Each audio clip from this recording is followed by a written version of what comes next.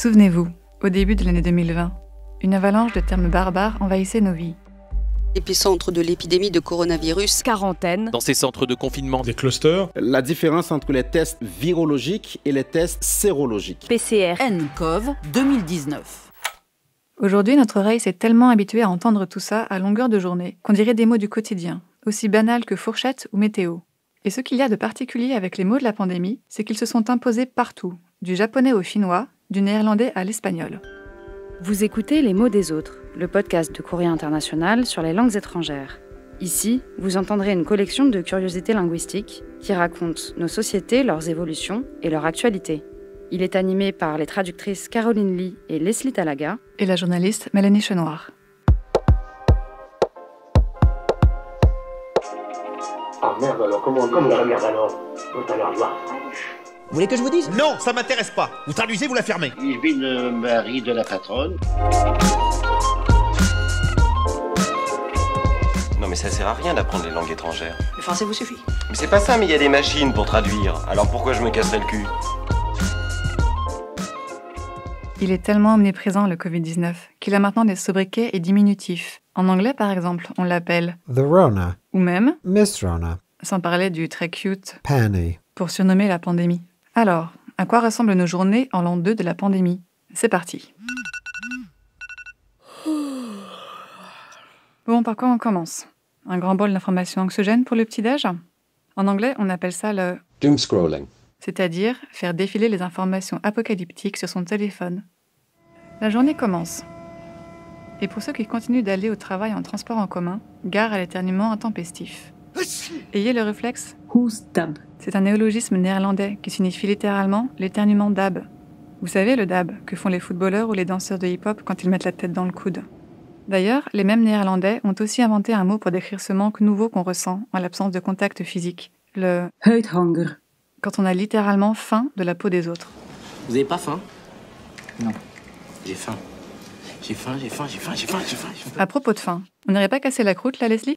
Attends, j'ai encore une... Videoschalte. Une visioconférence. En allemand, c'est la solution pour ceux qui ont du mal avec le Maskenpflicht ou obligation de porter un masque. Et ça vaut aussi pour les étudiants qui passent leurs examens à distance avec des... Distanzklausur. Allez, pause déj. Certains en profitent pour aller faire des courses. Si vous en faites partie, vous connaissez sûrement les... Corona-handjes. Littéralement, les mains couvertes de coronavirus. C'est-à-dire cette impression désagréable d'avoir les mains toujours sales après avoir touché des emballages ou un caddie de supermarché.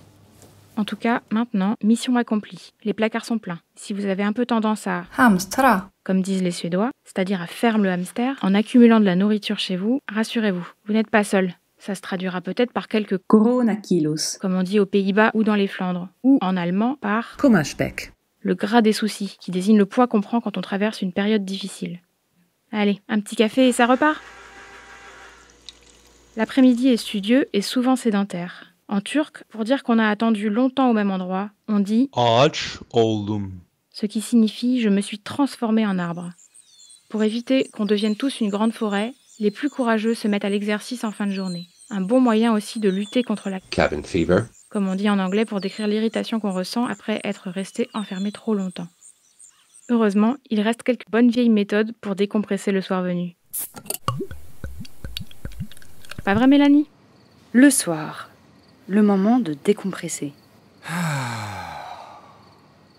Et pour ça, vous êtes nombreux à vous tourner vers l'apéro, à en juger par l'impressionnant nombre de mots qu'on a trouvés sur le sujet. Les anglophones ont créé le quarantini, un mot valise qui associe quarantine, la quarantaine, et ce bon vieux martini. Shaken, not stirred.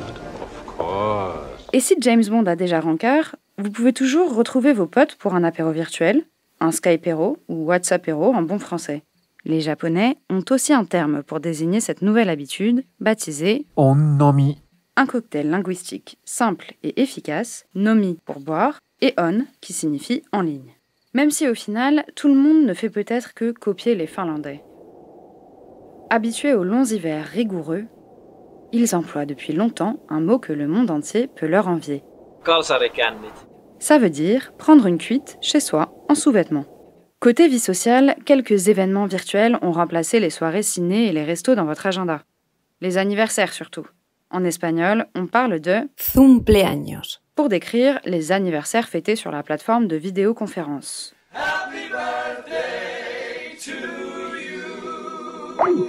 Ok, c'est peut-être l'heure d'aller se coucher là. Se coucher ? Pas pour tout le monde. Certains braveront peut-être l'interdit pour se rendre discrètement à une lockdown party. Qui sait, vous-même êtes peut-être ce que les Italiens appellent un furbetto, un être fourbe qui contourne les interdits.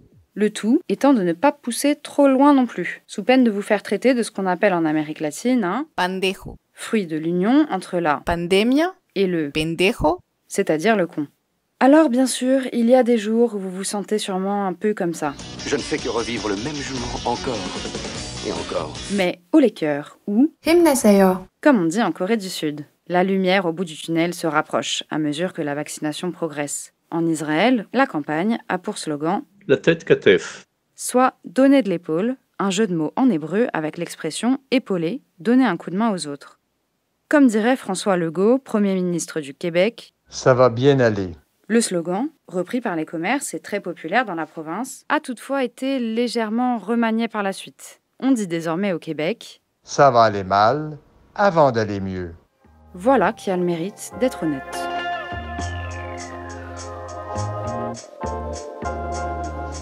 Dans cet épisode, vous avez entendu les voix de Caroline Lorenz, Carole Lyon, Jason Rossner, Beniamino Morante, Yuta Yagishita, Jessica Robino, Patricia Fernandez, Jerry Fihili, Raphaël Boukandura, Martin Gauthier et Nicolas Rosenbaum.